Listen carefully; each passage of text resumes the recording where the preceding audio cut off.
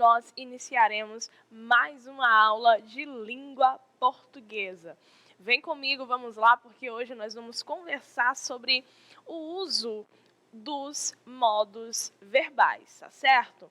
Olha só, o objetivo da aula de hoje é analisarmos a função e as flexões de verbos no modo indicativo, considerando o gênero discursivo e a intenção comunicativa. Então, vamos descobrir como esse modo indicativo funciona na prática, certo?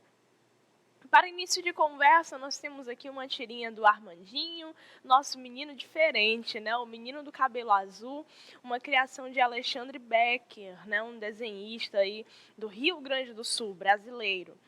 Nós somos viajantes do tempo, filho. De certa forma, caminhamos sempre com um pé no futuro e, às vezes, até flertamos com o passado, né? Então, nós iniciamos com essa reflexão justamente para enfatizarmos que nós precisamos estudar a gramática e entender o funcionamento desses tempos verbais, não pura e simplesmente pela forma, pela norma, porque sim, nós aprendemos porque esses tempos, esses gestos de leitura, eles fazem parte das nossas vivências, do nosso dia, das nossas experiências. Os modos verbais é que vão indicar, né, o modo, o tempo em que o sujeito fala, vão nos localizar e até mesmo expressar ideias, né? Será que isso aconteceu no presente, no passado? Será que isso vai acontecer no futuro, mas eu já tenho tanta certeza que afirmo como se fosse presente, não é? Nós também, através desses, ou por meio desses modos verbais, nós também compreendemos, por exemplo, qual é o posicionamento do falante, né? Do sujeito que pronuncia o dizer, que pronuncia o discurso ali naquele momento. Ele tem certeza do que diz? Ele está expressando uma ordem, um desejo, uma opinião, ou aquela ideia que ele apresenta é uma hipótese, né? É uma sugestão. Então, esses modos, eles não surgem à toa. Eles surgem de fato, para nortear as nossas vidas, as nossas relações, a nossa convivência. E como está dito aqui, eles fazem parte realmente do nosso cotidiano. Quantas e quantas vezes nós acabamos lembrando de um fato passado, de algo que nós iniciamos no passado e não concluímos, de algo que nós concluímos no passado e se pudéssemos faríamos novamente ou não faríamos. Então, veja bem, nós realmente somos viajantes do tempo, certo? Somos viajantes do tempo. Então, vamos lá. Dito isso, nós podemos continuar com mais leveza, mais serenidade. Vamos conversar sobre os verbos aqui. E nós temos o conceito para rememorarmos, né? Professora, que palavra chique, rememorar. Pois é, rememorar é o mesmo que lembrar, recordar. Tá bom? Trazer à memória. Então, nós temos aqui que os verbos, eles são o quê? Palavras, né? Palavras usadas para afirmar algo sobre um ser, podendo designar ação, estado ou fenômeno da natureza. Isso aqui você tem que saber de cor. Ação, estado, fenômeno da natureza, tá? Então, o verbo, para ser verbo, ele possui atributos, qualidades ou características de verbo. Porque senão, se essas características não existissem, ele não seria verbo, ele seria outra coisa, né? Um substantivo, um adjetivo, um artigo numeral, um advérbio. Então, vamos lá. O verbo, para ser verbo, ele precisa apresentar algumas características. Quais são elas? Nós temos aqui que o verbo expressa modo, pessoa, número, tempo e voz. São 5 as características que constituem o verbo, tá? Modo, pessoa, número, tempo e voz, como está dito, como está aparecendo para você aqui na tela, ok? Então, olha só, sobre os modos verbais, acerca dos modos verbais, nós temos aqui 3 modos verbais. Quantos modos verbais nós temos? Eu quero ouvir vocês. Muito bem, gente, nós temos 3. E quais são eles? Vamos lá. Quais são eles? O primeiro é o modo indicativo. O segundo é o modo subjuntivo e o terceiro é o modo imperativo. E aí eu vou explicar de baixo para cima, porque os últimos serão os primeiros a partir de agora. Olha só.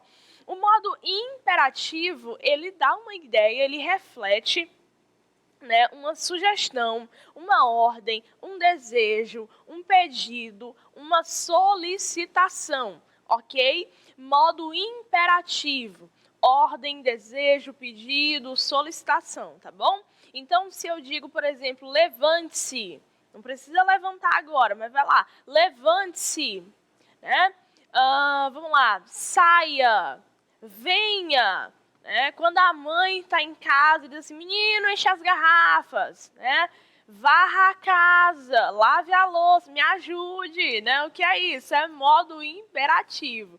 E já diz, né, o dito popular que manda quem pode e obedece quem tem juízo. Então, se ela mandou, vá. Beleza? Olha só, gente, segundo, subjuntivo, né? O subjuntivo, ele reflete uma ação duvidosa, condicional ou hipotética, tá? Hipotética, é uma hipótese, é uma possibilidade. Então, por exemplo, se eu fizer, se ele estudar, o que acontece? Quando ela estudar, o que vai acontecer? As coisas vão ficar melhores, viu? Então, o subjuntivo, ele expressa essa ideia de uma hipótese, de uma ação que não é certa, né? É uma ação duvidosa. O sujeito é que vai escolher aí o rumo da vida dele. E, por fim, nós temos o nosso foco de hoje, nós temos o modo indicativo. O modo indicativo é a constatação de algo certo. O modo indicativo expressa uma certeza, ok? O modo indicativo expressa uma certeza, tá? Então, vamos lá. Nós temos a divisão, né? O modo indicativo expressa uma certeza e ele é dividido, né? Nós temos a divisão do tempo dentro de cada um desses modos. E o nosso modo indicativo, queridinho aqui do momento, ele é dividido em presente, né? Pretérito ao passado e futuro. E agora nós vamos começar a analisar como se faz o presente. Qual é a ideia do tempo presente? Será que é somente essa ação que acontece aqui e agora? Ou temos outras ideias, né, que são também possíveis no tempo presente? Nós vamos analisar neste momento, tá bom? Então, se você quiser, pega aí, né, pega o caderno, a caneta, vai anotando. Eu vou falando com calma, não prometo, mas vou falando aqui, vou deixar a tela e aí vocês vão acompanhando, tá bom? Vamos lá. Brincadeira, gente, eu estou super calma. É porque eu falo, professor, é assim mesmo. Vamos lá, presente, o tempo presente. Olha, a primeira ideia, né? O primeiro tópico aqui do tempo presente é justamente o quê? Exprimir um fato que ocorre no momento em que se fala. Exprimir um fato que ocorre no momento em que se fala, aqui e agora, né? Então, eu trabalho aqui. Eu trabalho aqui. Eu estou trabalhando aqui e agora. Então, essa é a primeira, é a ideia, assim, básica e essencial do presente. Algo que acontece, um fato que ocorre no momento em que se fala, né? Mas nós temos outras possibilidades também no tempo presente. Eu trouxe aqui para te mostrar, ó. Número 2, indicar ações ou estados permanentes ou exprimir uma verdade, né? Então, vamos analisar os exemplos. Olha só, a noite cai. Número 2, a terra gira. Número 3, o sol é uma estrela. Observe, né, que nós temos aqui essa expressão de verdades. né? O Sol sempre será uma estrela. A Terra sempre vai girar. Então, eu uso o tempo presente para indicar que isso é o quê? Uma verdade, não é como está dito aqui. Ou um estado permanente, certo? A Terra sempre vai girar. Isso é o quê? Um estado permanente, não muda, né? Então, eu uso o tempo presente, porque a todo momento a ação será a mesma, ok? Vamos lá, olha aí, ó. Piauí registra 270 novos casos, né, de Covid nas últimas 24 horas. Então, registra tempo presente, não é? Outras possibilidades do presente. Professora, não acabou ainda não? Não acabou não. Olha só, número 3, né, exprimir uma ação habitual. Né? Exemplo, eu trabalho. Trabalho quando? Praticamente todo dia, né? Eu estudo quando? Eu estudo de segunda a sábado, né? Que mais? Eu durmo, né? Tecnicamente a gente tem que dormir e bem todos os dias. Então é uma ação habitual. Se ela é habitual, todos os dias ela estará presente nas nossas vidas. Olha que legal. Próximo tópico, o presente ele também serve, ele também é útil para tornar presente ou dar vivacidade a fatos ocorridos no passado, né? Como assim, professora? Dar vivacidade a fatos ocorridos no passado. Vamos lá, olha só. Em 1500, Cabral chega ao Brasil, né? A gente tem uma foto muito chique de Pedro Álvares Cabral aí fazendo uma selfie, né? Mas vamos lá. E só um adendo, né? Só uma observação, selfie foi registrado já pelo nosso dicionário, é feminino, viu? Então é uma selfie, não um selfie, tá? Então, olha só, em 1500, Cabral chega ao Brasil. Não é para que não fique aquela ideia de que foi há muito tempo, às vezes para que o aluno se interesse mais pela leitura da história, não é? Pela aula de história, o professor não diz Cabral chegou ao Brasil, Cabral desceu do barco, Cabral falou com os indígenas, Cabral fez isso. Não, ele coloca no presente, Cabral chega. Para quê? Para dar vivacidade, né? Então, isso acontece também. E não acabou, ainda tem mais. O presente, ele também expressa, olha que interessante, ele expressa um fato que ainda vai ocorrer, mas que já é considerado como certo no momento em que se fala. Veja bem, vou ao colégio amanhã cedo. O fato não aconteceu ainda, mas eu tenho tanta certeza que eu não digo assim, irei à escola, ao colégio. Não, vou. Né? Então, o tempo presente marcando a certeza de uma ação que vai se realizar. Tá? Então, ela já é considerada presente antes mesmo, né, de acontecer. Olha que bacana, né? Prontinho, até aqui tudo bem? Nós encerramos o tempo presente e agora nós vamos conversar sobre as possibilidades, né, as ideias que são apresentadas pelo segundo tempo que nós temos no modo indicativo, que é o pretérito imperfeito, que é o passado, né, mas imperfeito. Então, o pretérito imperfeito, como o próprio nome e a própria nomenclatura já sugere, deixa eu te perguntar, vamos lá. O que é uma coisa imperfeita? Qual é a diferença entre algo que é perfeito e algo que é imperfeito? No imperfeito, falta alguma coisa. No imperfeito, há algum defeito. No imperfeito, há alguma falha. No imperfeito, as coisas não são tão perfeitas, obviamente.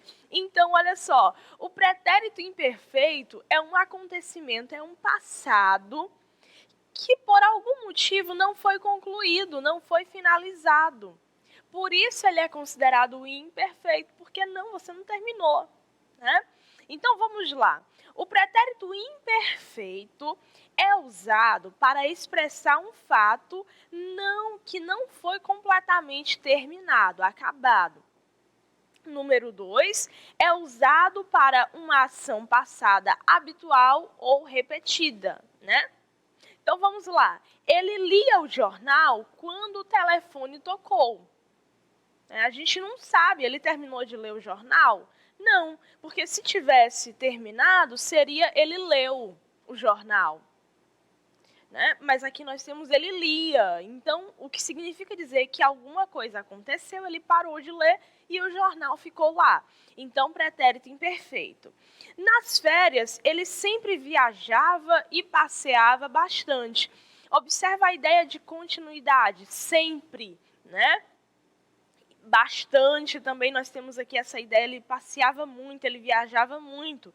Então, era uma ação muito frequente no passado, ok? Pretérito imperfeito, né? O pretérito perfeito, né? Então, o pretérito imperfeito é bem simples. Agora, nós vamos para o pretérito perfeito. Nós temos uma classificação, uma divisão aqui no pretérito perfeito. Ele é dividido em duas formas. A forma simples e a forma composta. Como é que fica? A forma simples do pretérito perfeito expressa um fato ocorrido e totalmente finalizado. Acabou, você concluiu. E a forma composta, ela expressa um fato que teve início no passado e que vai se prolongar até a fala, né? Até o momento em que se fala. Então, vamos lá. Nas últimas férias, Pedro viajou bastante, né? Nas últimas férias, Pedro viajou bastante. Então, observe, pretérito perfeito, ele já viajou. Quando? Nas últimas férias. As últimas férias já acabaram. Ele finalizou a viagem. Então, pronto, pretérito perfeito, ação acabada. O outro exemplo, ele tem viajado bastante, a forma composta, né? Indicando o quê? Que essa ação, ela se estende do passado até o momento em que se fala. Ou seja, até o minuto passado, né, ele estava viajando bastante, né? Uma fala bem coloquial que nos ajuda a entender essa ideia é: você viu fulano, né? Você viu, olha, até 9 horas ele estava aqui.